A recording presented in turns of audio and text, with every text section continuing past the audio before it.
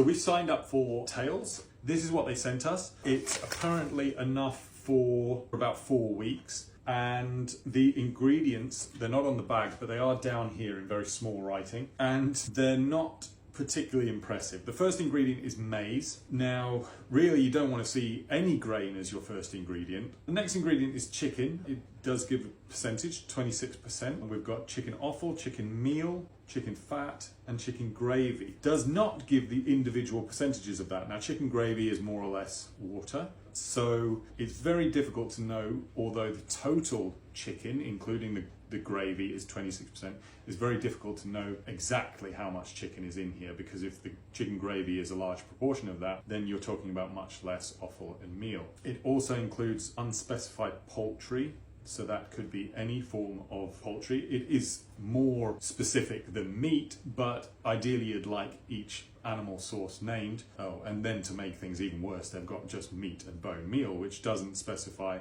what animal it comes from at all. Then maize protein, what? Sorry, hold on. Maize protein meat, what? Maize protein feed and maize protein. Certainly if you add up the maize protein feed with the maize protein and the maize, which is already the first ingredient, the total amount of maize in this food is going to be pretty substantial.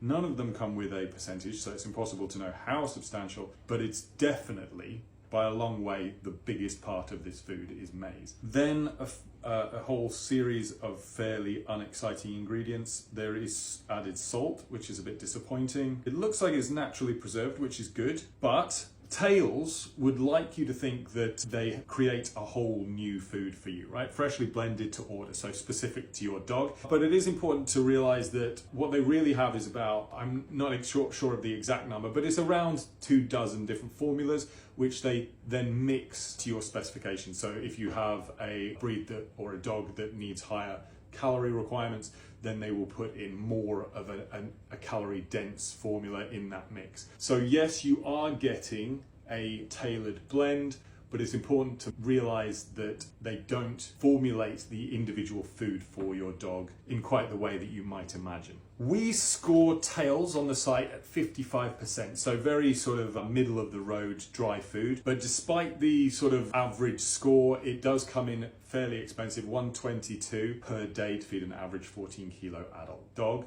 Definitely at that price, you can do a lot better. We have dozens and dozens of foods on the site at a similar price that we score a lot higher. Personally, I don't think there's really a good case to be made to feed Tails. As I say, it's a pretty run-of-the-mill dry food at a slightly overblown cost.